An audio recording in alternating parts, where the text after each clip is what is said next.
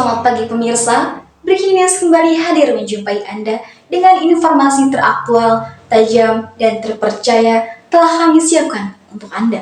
Bersama saya Melawati, kita simak informasi yang pertama. Pemirsa, berubah adalah kata kunci dalam pidato kenegaraan Presiden Republik Indonesia Joko Widodo pada 2019 yang lalu tentang penegakan hukum atau law enforcement. Maka sudah sepatutnya dan sewajarnya penegakan hukum di Indonesia berubah. Namun, apakah dalam 1 tahun terakhir ini penegakan hukum Indonesia berubah? Justru penegakan hukum di Indonesia dalam 1 tahun terakhir menimbulkan berbagai polemik. Salah satunya adalah kasus Joko Chandra 11 tahun menghilang. Joko Chandra menghebohkan penegakan hukum di Indonesia pada akhir Juni 2020 yang lalu. Joko Chandra merupakan terpidana kasus pengalihan hak tagih Bank Bali yang masuk dalam daftar pencarian orang sejak 2019 silam. Kasusnya kembali muncul dan mencoreng penegakan hukum Indonesia. Setelah Jaksa Agung ST Burhanuddin menyebut Joko Chandra telah berada di Indonesia selama 3 bulan. Brigjen Pol Prasetyo Utomo pun ditetapkan tersangka karena terbukti membantu penerbitan surat rekomendasi Joko Chandra selama berada di Indonesia.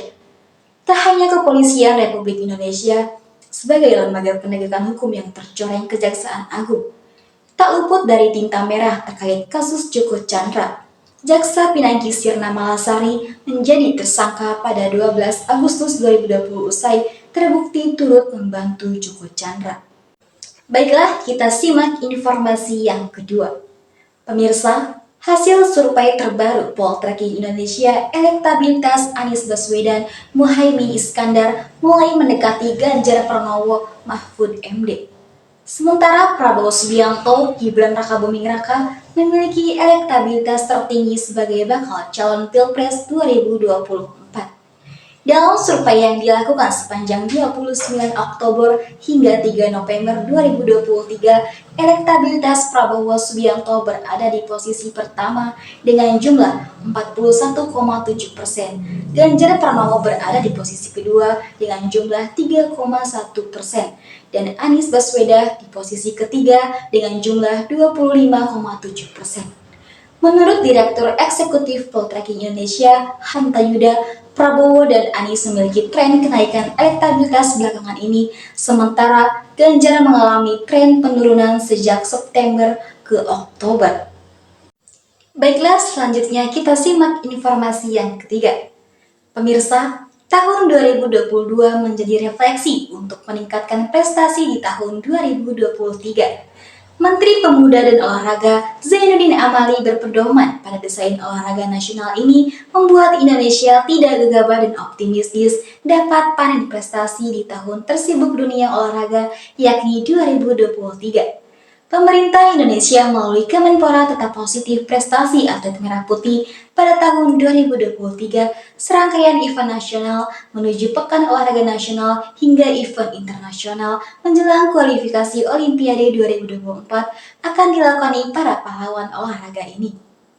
Dalam refleksi prestasi olahraga tahun 2023, soraya terbitnya Perpres nomor 86 tahun 2021 tentang DPON merupakan tekad Kemenpora menuju tata kelola olahraga yang baik. Terbukti tim review Kemenpora memangkas dan menyeleksi betul para atlet yang akan melakoni multi-event olahraga. Hasilnya dengan hanya 499 atlet peringkat 3 dengan 69 medali emas mampu diraih para atlet di SEA Games Vietnam pada Mei silam 2022.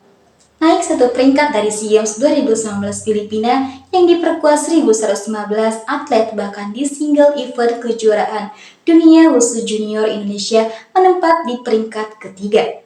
Tak berhenti di situ saja, Indonesia meraih juara umum pada ASEAN Para Games 2022 di mana Indonesia menggantikan tuan rumah Vietnam. Kini para atlet tak dapat lagi menargetkan diri untuk dapat turun di SEA Games saja.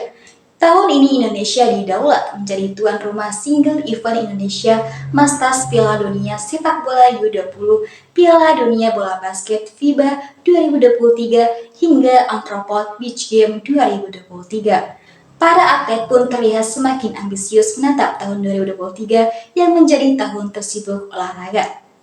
Demikian informasi tadi menutup jumpa kita pada kali ini. Saya Melawati pamit undur diri. Terima kasih dan sampai jumpa.